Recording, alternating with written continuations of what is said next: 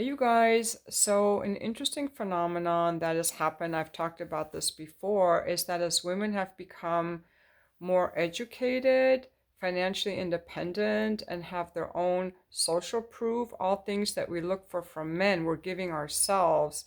We're saying, what's the value that you're offering to the men? And they're not offering the value that they used to because as women, we like to, and we're biologically programmed to be attracted to men who have more resources, social proof than we do. Men who provide value and safety is called hypergamy. And so we have, through our own feminism, which is good, narrowed our dating pool. So it's very small.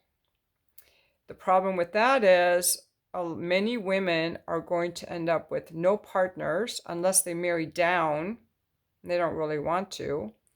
And so many men are never going to find a woman.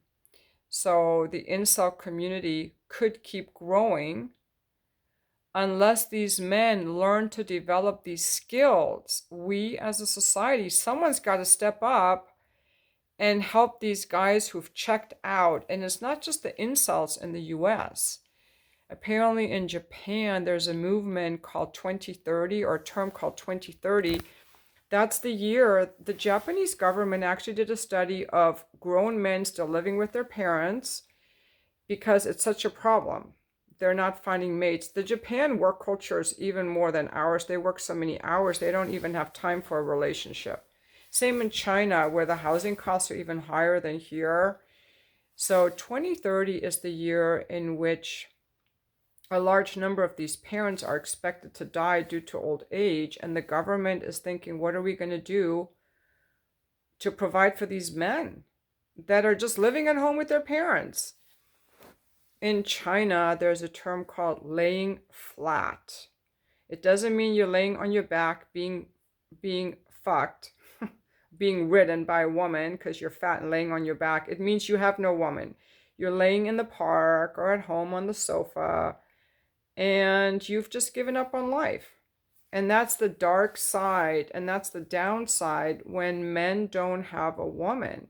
It's not good for men to not have women or a positive community. Like even in the military, they may not be around their women, but they have women to come back to, and they have a positive community with a purpose. But all these single men are just idle single men, and that's not healthy and that's not good for them. The only solution that I see is that someone, it's not going to be me, but there's a need for governments and social service organizations to reach out to these men and get them uh, into some physical activities to build their confidence and their testosterone, do some cognitive behavioral therapy to change their mindset, teach them social skills so that they can get out there into the dating world and get women, because not all women are making over 100,000 a year. There are enough women that want men, but they don't want the men that have given up.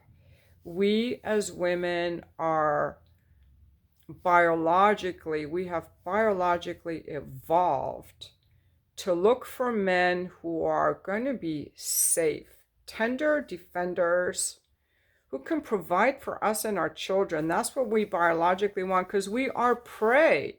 That's what men don't realize. You know, you might be the nicest guy, you don't look threatening, but if you have a volatile mood and you get pissed off because you don't like a comment I left on YouTube and you get all reactive, what the fuck are you gonna do when you come home and there's, your dinner isn't ready?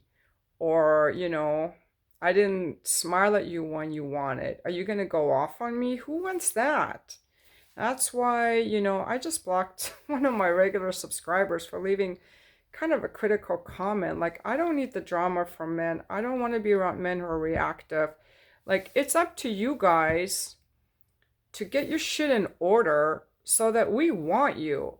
We do want you, but we don't want you when you're wounded or reactive or need to be right, or you got all these issues, and these are all things you guys can fix and you don't know how because no one's helping you. And that's what I'm saying. Like, government has a role to actually help people, not just to have a revolving door between the politicians and the regulatory agencies and the lobbyists and all of that. I mean, that's their internal game that's playing now.